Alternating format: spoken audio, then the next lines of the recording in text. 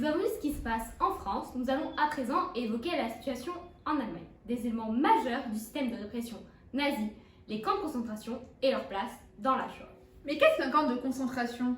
Est-ce comme Auschwitz? Pas exactement. Auschwitz-Birkenau est un camp de concentration, mais aussi un centre de mise à mort. Les camps de concentration, à l'origine, n'accueillent pas les juifs et ne sont donc pas censés s'intégrer à ce que l'on appelle la solution finale. Ah bon? Donc c'est pour cela que le camp de Struthof n'a pas accueilli des juifs durant la Seconde Guerre mondiale? Oui, laisse-moi t'expliquer. Les premiers camps de concentration sont créés en Allemagne peu après l'investiture d'Hitler en tant que chancelier en 1933. Ce sont les SA et les SS et la police qui ont mis en place ces camps pour incarcérer les opposants du régime. Dans toute l'Allemagne, les autorités établissent de plus en plus de camps du fait de multiples arrestations d'opposants politiques présumés. Après décembre 1934, les SS sont les seuls à pouvoir autoriser à créer et à gérer les centres qui prirent officiellement le nom de camps de concentration, les Konzentrationslager. Pour les nazis, 3 objectifs justifiaient la création de ces camps.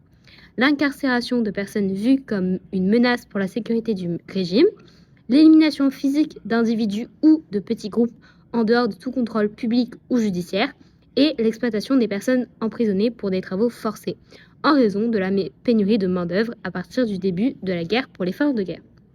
Entre 1938 et 1939, avec les nouvelles conquêtes territoriales de l'Allemagne nazie, notamment dans les Sudètes, et l'augmentation du nombre d'individus considérés comme opposants politiques et asociaux, de nouveaux camps de concentration furent nécessaires.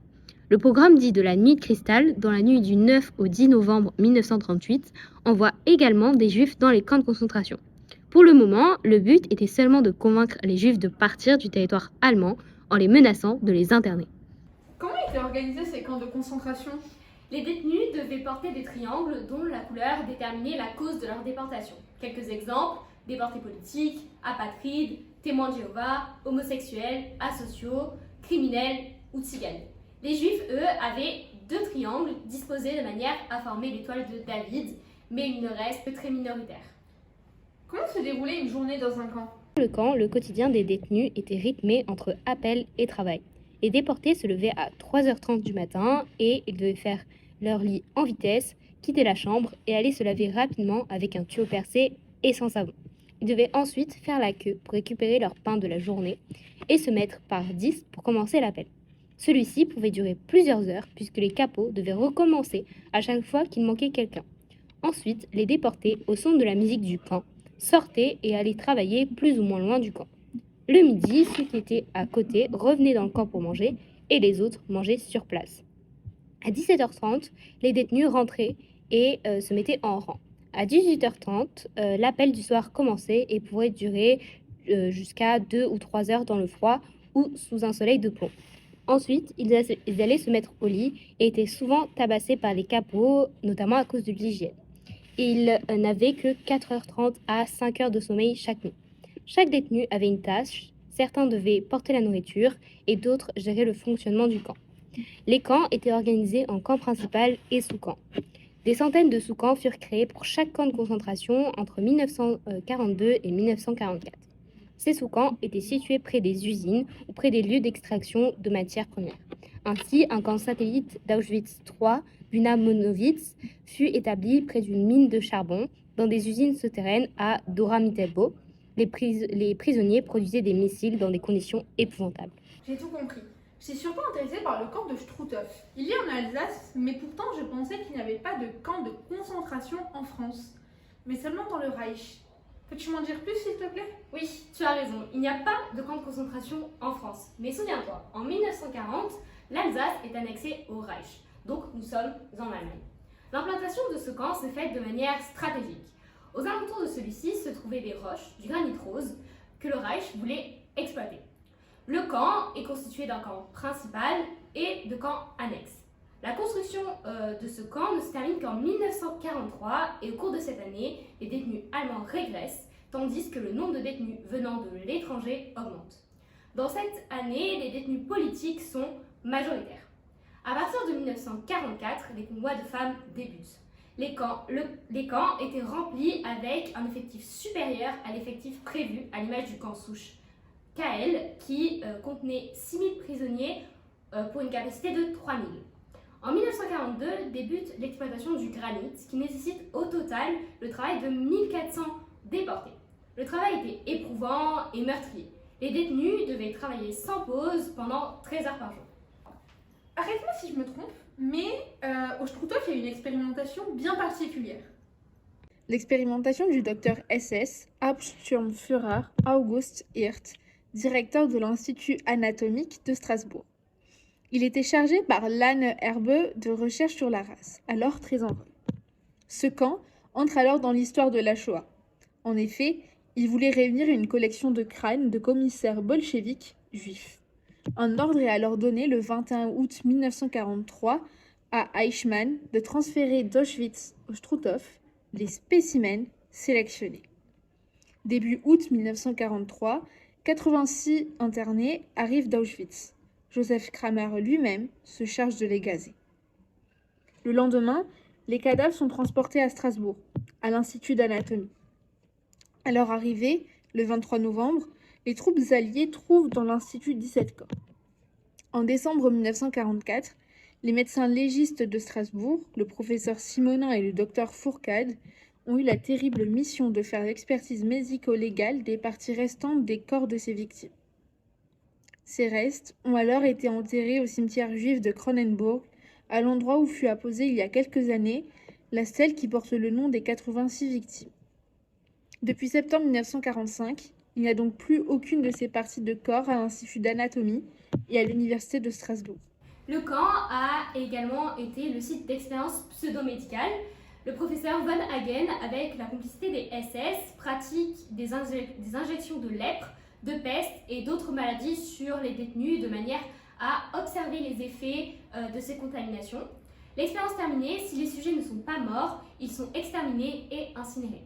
Ainsi, en 1944, 200 personnes sont mises à la disposition du docteur Von Hagen et 150 sont alors immunisées contre le typhus exanthématique, 50 étant réservés comme témoins. À l'ensemble des 200 est alors inoculé le virus typhique. Le Struthof fut le premier camp libéré en novembre 1944 par les Américains.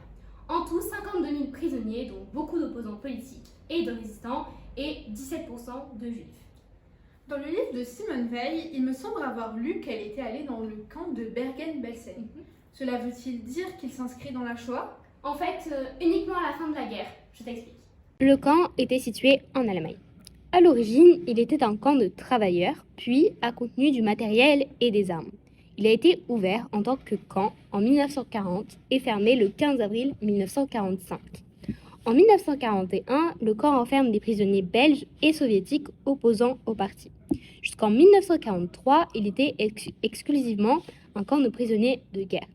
Il détenait des juifs à double nationalité et des citoyens de pays neutres afin d'être échangés contre des prisonniers allemands, mais aussi des personnes homosexuelles, témoins de Jéhovah, etc.